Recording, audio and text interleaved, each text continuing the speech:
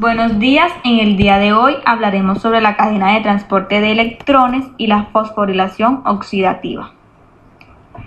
Sabemos que cuando una molécula de glucosa ingresa en la célula es convertida en dos moléculas de piruvato a través del proceso de glucólisis, el cual ocurre en el citoplasma.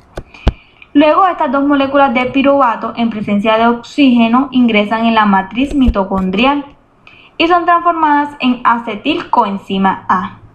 Estas moléculas ingresan en el ciclo de Krebs, donde se generan algunas moléculas de ATP y otras moléculas de NADH y FADH2. Cuando la molécula de glucosa está completamente oxidada, indica que parte de su energía potencial se usó en la transformación de ADP y fosfato en ATP. Sin embargo, la mayor parte de energía almacenada permanece en los electrones que se separaron de los átomos de carbono y que fueron añadidos al NADH+ y al FAD, que se redujeron a NADH y FADH2. Estos electrones ganados se encuentran en un nivel energético alto. Durante la última etapa de la respiración, es decir, el transporte terminal, los electrones del NADH y FADH2 de alto nivel energético son conducidos a un nivel energético inferior, que constituyen la cadena de transporte de electrones, donde sus componentes principales son complejos enzimáticos que poseen citocromos. El átomo de hierro de cada citocromo acepta y libera de forma alternada un electrón y lo transfiere al siguiente citocromo, pero en un nivel de energía inferior. Los electrones son transportados por el NADH, entran en la cadena cuando son transferidos al FMN, que entonces se reduce. Casi instantáneamente el FMN cede los electrones a la coenzima Q. El FMN vuelve a su forma oxidada para recibir otro par de electrones y la coenzima Q se reduce para pasar electrones al siguiente sector y vuelve a su forma oxidada. Entonces la cadena se repite. Los electrones del FADH2 se encuentran en un nivel de energía inferior en comparación con los del NADH. En consecuencia, entran en la cadena de transporte más abajo. Finalmente, los electrones son aceptados por el oxígeno para formar H2O. Cuando los electrones se mueven por la cadena respiratoria saltando a niveles energéticos inferiores se libera energía. Esta energía es reconocida por las mitocondrias y se utiliza para sintetizar ATP a partir de ADP en un proceso denominado fosforilación oxidativa. Las medidas cuantitativas muestran que de cada dos electrones que pasan del NADH al oxígeno se forman 3 moléculas de ATP a partir de ADP y fosfato. Por cada 2 electrones que pasan del FADH2 que se recoge a un nivel energético algo menor se forman 2 moléculas de ATP en la fosforilación oxidativa. El potencial de transferencia del NADH y del fase 2 se convierte en el potencial de transferencia del fosfato de la molécula de ATP.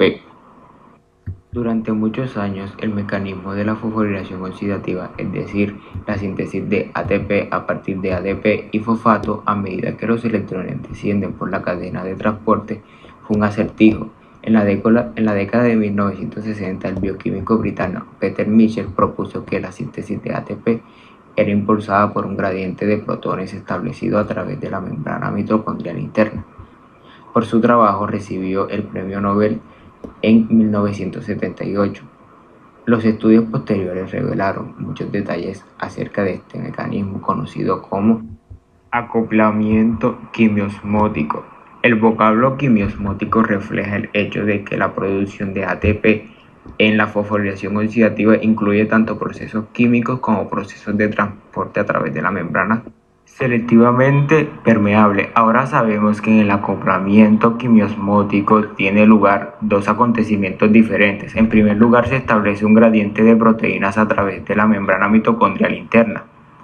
Y en segundo lugar, la energía potencial almacenada en el gradiente se libera y es capturada en la información de ATP a partir de ADP y fosfato, tal como se muestra en la figura. Los componentes de la cadena transportadora de electrones están dispuestos en una serie ordenada temporalmente sobre la membrana interna de la mitocondria. La mayoría de los transportadores de electrones están en íntima asociación con proteínas integrales de membrana en 3 puntos de transición de esta cadena. Parte de la energía liberada a medida que se transportan los electrones se utilizan para bombear protones desde la matriz mitocondrial al espacio entre las membranas externa e interna de la mitocondria. Este transporte produce una diferencia en la concentración de protones, ya que la membrana interna es impermeable a ellos. También se produce una diferencia de carga eléctrica. La matriz es más negativa en el exterior debido al bombeo de los protones. Estos dos efectos, la diferencia de carga y la concentración de protones, establece un potencial electroquímico también llamado fuerza protomotriz.